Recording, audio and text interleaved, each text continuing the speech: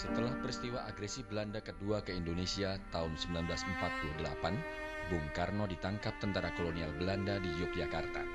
Selanjutnya, Bung Karno bersama Sultan Syahrir dan Haji Agus Salim diasingkan ke Brastagi selama 12 hari, sejak tanggal 22 Desember 1948. Rumah pengasingan Bung Karno terletak 2 km dari kota wisata Brastagi Tanah Karo. Rumah pengasingan berukuran 10 kali 20 meter ini dikelilingi halaman seluas 2 hektar. Dulu rumah ini dibangun tahun 1719 dan ditempati oleh seorang perwira militer Belanda yang sering disebut Lensat Huis. Kini di rumah ini berdiri sebuah monumen replika Bung Karno yang sedang duduk bersila.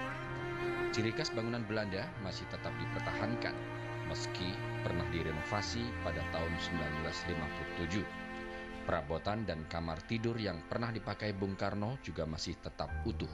Pak Soekarno berserta temannya 2, Agus Salim, Sultan Syahrir, diasingkan di sini tahun 1948. Kalau Pak Soekarno, dia tidak bisa keluar, hanya di dalam ini saja. Iya, andaikan keluar hanya 5 menit aja. Pada dinding ruang terpampang 2 lukisan hasil goresan tangan pelukis Jan Suluters yang melukiskan kehidupan petani di Eropa, selain lukisan bunga karya seniman Belanda lainnya, Ivan Vreeland.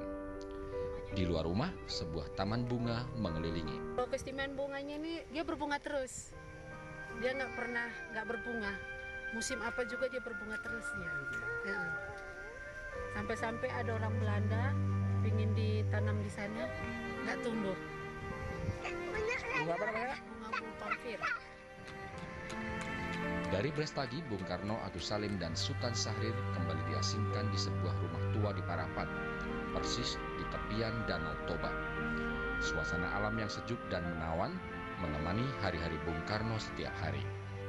Bung Karno di sini dalam rangka diasingkan. Bung Karno ditangkap di Jogja setelah agresi kedua.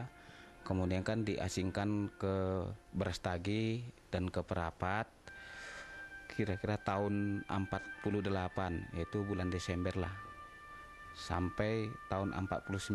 Kurang lebih Bung Karno di sini 2 bulan. Kini lokasi ini dijadikan sebagai Wisma Provinsi Sumatera Utara untuk menerima tamu gubernur yang datang dari dalam maupun luar negeri. Istimewaannya ini masih ada foto-foto Bung Karno, kemudian ada kursi peninggalan zamannya Bung Karno. Itulah yang masih tersisa. Sayang, di rumah pengasingan baik di Brastagi maupun di Parapat, tidak banyak ditemukan koleksi buku-buku karya Bung Karno yang dapat menjadi pelajaran sejarah bagi generasi muda. Hairul Dharma dan Cuk Aridianto melaporkan dari Brastagi dan Parapat, Sumatera Utara.